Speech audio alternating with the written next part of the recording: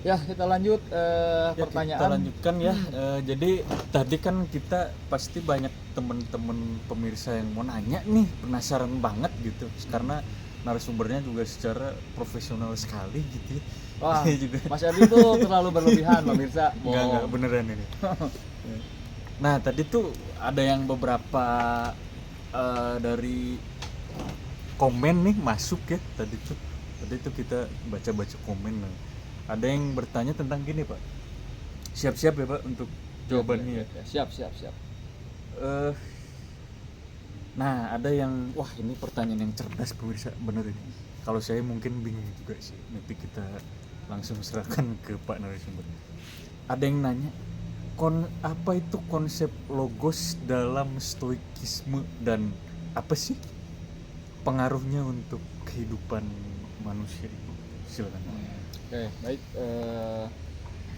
Pemirsa yang di rumah, yang tentunya pemirsa yang menyaksikan kajian tentang filsafat ini, kalau kita berbicara tentang logos ya, konsep dasar logika ataupun sesuatu yang dapat bisa diterima oleh akal, rasio dan sebagainya, ini yang tentunya kita tahu ya, bahwa hal yang logis ataupun yang bisa diterima oleh akal nalar pikir manusia itu tentunya kalau berkaitan dengan filsafat eh, berkaitan juga dengan kehidupan sehari-hari kita, itu pasti cenderung kita akan memperoleh apa itu yang disebut dengan cara gitu.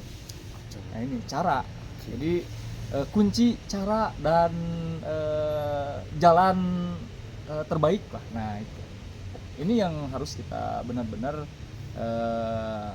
kita bisa yang namanya mencerna apa yang tentunya kita tahu tentang filsafat ini gitu.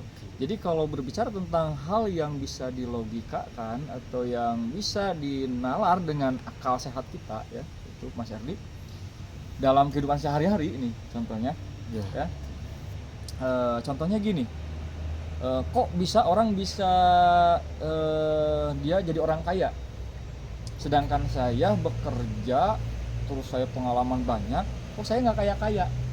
Nah ini secara logika dan logis, secara empirismenya gimana Mas Adi?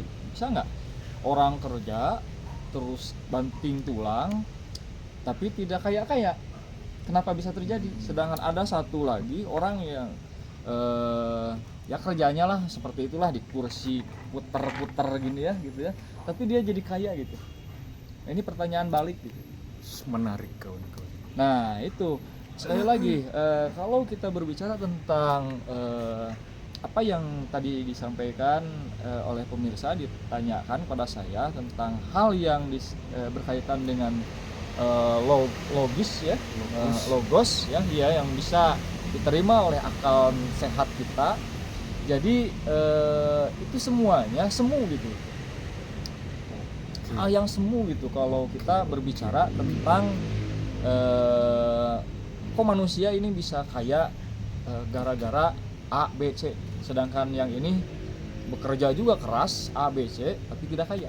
Nah berarti yang berkaitan ini adalah tentang hal yang sangat empiris sebetulnya, sulit sebetulnya. Nah ini makanya yang sulit ini biasanya berkaitan dengan takdir. Nanti ada pertanyaan yang selanjutnya tadi saya simak, ada pertanyaan tentang takdir. Nah ini Takdir itu atau nasib ya, tadi ada yang nanya. Nah itu nanti ada pertanyaan tentang takdir. Nah ini sekali lagi kembali lagi kepada pembicaraan yang utama, logis, apa yang kita bisa diterima itu hal yang secara akal sehat gitu ya. Nah maka filsafat ini yang tadi ditanyakan apa pengaruhnya terhadap kehidupan kita, itu sangat berpengaruh sekali. Makanya setiap orang harus belajar filsafat itu ke sana gitu Mas Erdi, pemirsa gitu ya. Maka kita harus bijak-bijak dalam menghadapi kehidupan ini. Maka otak kita tuh harus dipakai ya gitu lah. Maka logis gitu kan, kenapa kita harus bisa, oh ini gula rasanya manis, logis nggak? Logis. Kenapa?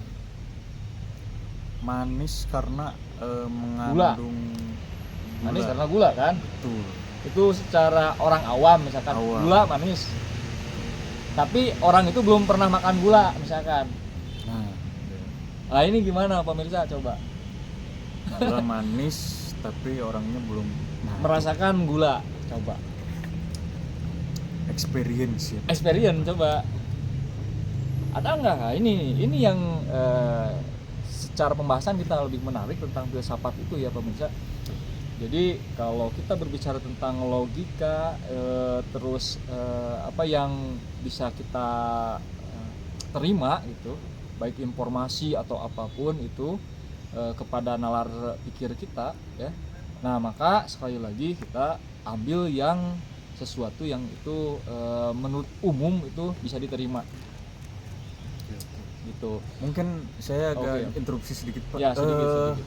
Berarti saya juga penasaran nih, kan bukan kawan-kawan aja nih yang penasaran. Saya juga sebagai host juga penasaran juga kan, saya orang juga kan Pak ya. Menurut Bapak dari pertanyaan logos yang memang diras apa namanya? Yang bisa empiris itu, Ya. untuk perbedaannya dengan hanya empiris bahasa. Bukan secara nalar, bukan. Oh, oke. Bukan, tapi sesuatu yang sudah secara apa nalurinya sudah dikaji dan sudah dijabarkan dan bahkan sudah diterima. Sudah diterima, oke. Begitu. Berarti menurut Bapak itu kalau filsafat itu dia lebih berlogika atau memakai rasa sih gitu Pak. Nah itu jadi di sini meditasi ya, perenungan. Jadi sesuatu yang direnungkan, kembali lagi apa yang dirasa, man. Jadi renung itu yang dirasa itu datangnya dari dalam. Oke. Makanya tadi rasa datang dari mana? Apakah harus dibuktikan secara empiris? Ini gula manis. Dibuktikan dengan secara real langsung dimakan, atau kita melihatnya saja tapi tidak pernah merasa memakannya itu gula, lalu kita yakin itu manis begitu. Oke. Berarti maksudnya porsi dari bagian rasa dan apa namanya? Bagian rasa dan logikanya. Menurut Bapak sendiri itu di filsafat itu porsinya segimana ya? Nah itu makanya ada batasan bisa gitu ya. Nah ini batasan renungan kita. Kalau merenung itu cukup. Nah ini cukup ya. Jangan kalau kita merenung terlalu dalam tentang hal yang tentunya berkaitan dengan rasa kita. Nah ini takutnya kita, nah itu kembali lagi orang gila gitu. Gila. Nah ini yang disebut dengan ketika kita berbicara tentang hal yang sifatnya perenungan ya, maka kita yang secukupnya aja, karena kita manusia loh gitu. Ya, berarti begitu. Menurut Bapak mungkin mewakili teman-teman juga mungkin maksudnya mungkin atau boleh diluruskan ya kalau boleh. Apa namanya? Mungkin di filsafat ini rasa dan rasio ya, mungkin Rasio itu harus seimbang begitu. Seimbang ya, lah. Oke. Nah itu. Oke, seimbang ya teman-temannya berarti. Ya. Ya, kuncinya itu ya. Kuncinya ya seimbang. Betul Mas Erdi. Jadi keseimbangan itu ya membuat kita merenung itu antara jiwa kita, rasa kita, kita tidak terbebani gitu. Makanya yang berlebihan itu nggak boleh. Mas Erdi kalau minum 1 ember itu enak nggak? Kalau haus, lagi haus.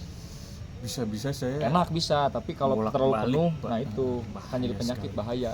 Makanya ketika kita merenungkan sesuatu yang mungkin tadi masalah, kecemasan, ketakutan, kalau kita renungkan bukan mencari solusi bagaimana kita menghilangkan rasa cemas, takut dan sebagainya. Nah, maka di sana kita akan menjadi orang yang tentunya sekali lagi terbelenggu gitu.